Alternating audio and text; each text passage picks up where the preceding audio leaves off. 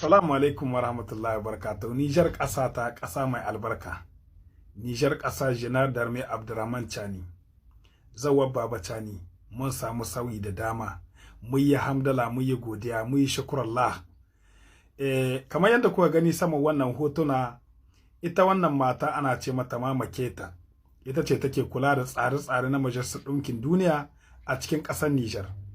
Yau ta zo ne ta samu zamna da shugaban ƙasa mai daraja Abdurrahman Chani saboda aikinta ya kawo ƙarshe. Za ta barin ƙasar Nijar. Ta yi godiya da kuma in ta isar da godiya ga 'yan Nijar duka baki ɗaya ga irin zaman da ta yi cikin kawaici, cikin jin daɗi da cikin gudanar da ayyukanta yadda ya kamata a cikin ƙasar mu. Ta zo tare da muƙarabanta inda ta gana da shugaban ƙasa mai daraja Janar Darme Abdurrahman Chani da ministar na Afir Étrangère Bakariya Osangari da Sumana Bubakar, ministar kuma director di cabinet na shugaban ƙasa mai daraja Janar Darme Abdurrahman Chani. Ta zo da muƙarabanta ta yi godiya ga irin karamci da ƙasar Nijar ta yi mata. 'Yan uwa, barkanmu da wannan azumi.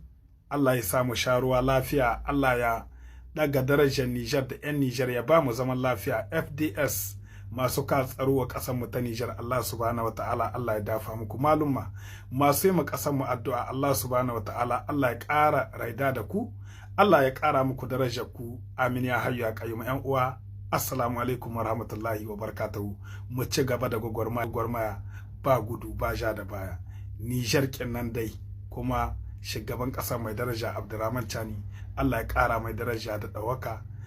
Allah ya ɗaga tutar Nijar. Assalamu alaikum wa rahmatullahi wa barakatuh.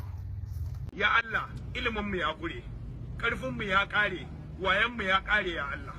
Ya Ubangiji, ba mu da wayo, ba mu da ƙarfi, ba mu da iko, ba mu da ilimi. Allah, kai muke roƙo ka taimake mu.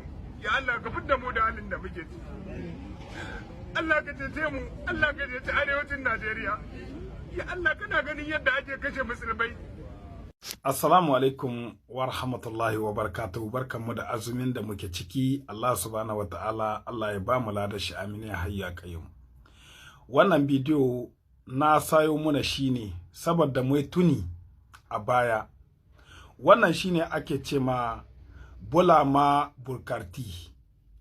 Bulama Burkarti yana cikin barista, abinda ake cewa barista kamar aboka mai zaman kanshi wanda yake zama ƙasar Birtaniya.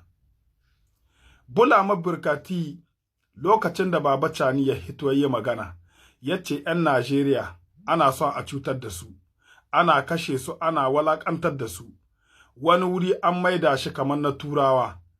Wanga bawan Allah yana cikin wanda suka hito suka zo suka ƙaryata Baba Chani. Ya hito yayi ta magunguna na izgili, har da ɓatanci yayi ga shugaban ƙasa mai daraja Abdurrahman Chani da cewa ya toho su zauna su da shi mai tambayoyi.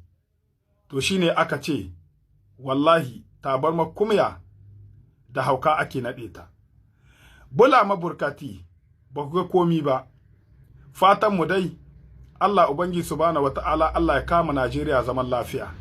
Allah ya kama Najeriya sauyi, ba dan halinku ba ire-irenku. A'a, dan talakawan Najeriya bayan Allah da ake kashewa, dan malumman Najeriya masu yin addu'a wa ƙasarsu, dan 'yan Najeriya waɗanda suke ba irin waɗanda suke karnan 'yan siyasa ba, dan su muke addu'a Allah ya kama Najeriya ɗauki, Allah ya tsara Najeriya, Allah ya kama Najeriya ɗauki ga irin wannan zalunci da ake mata, amma ba ire-irenku ba waɗanda kuka mai da ƙasarku kuɗi sun hemo ƙasarku. Wallahi ku san da cewa Baba Chani da shan Allah ne, kainuwa da shan Allah. Baba Chani wani gwarzo ne da Allah ya turo muna a lafiyar mu ta Afirka baki ɗaya, ba wai a Nijar ɗaya ba, a'a. Chani ya zama wani misali na ƙasar Afirka duka baki ɗaya. Chani iya yi magana, to wannan magana sai ka ce wahayinta an kai mai. Allah ya ja zamani. Me yasa haka? Chani idan yi magana sai ka ga kan wahayi an kai mai. A'a, raida da Allah. Allah ya ce idan ka raida da ni, zan zai maka ganinka, zan zai maka komi naka, duk komi naka ni Allah ni zan zai maka shi. To Baba Chani na farko ya raida da Allah. Bayan raidar da yayi da Allah, sai ya yarda da cewa addinin musulunci addini ne wanda ya kamata kai dogaro da shi, sai ya ɗauko duka al'amarin shi ya ce malum masu yi ta addu'a a ƙasar Nijar, ya ce duk wani mutum wanda bai ya son zaman lahiyar ƙasar Nijar, Allah subhanahu wataala Allah ya bayyana da shi, ai ci gaba da addu'a. To malumman muku ci gaba da addu'a. FDS jami'an tsaro masu ka tsaro ga ƙasar mu ta Nijar, Allah ya ubangi subhanahu wataala Allah ya kare ku, Allah ya baku abin da kuke yi, ya aza ku bisa ga 'yan ta'adda duk inda suke. FDS muna yi muku jinjina ta ban girma. 'Yan Nijar duk inda muke mu ci gaba da gwarmaya. Allah ya haɗa kawunan mu ya ba mu zaman lafiya. Assalamu alaikum wa rahmatullahi wa barakatuh.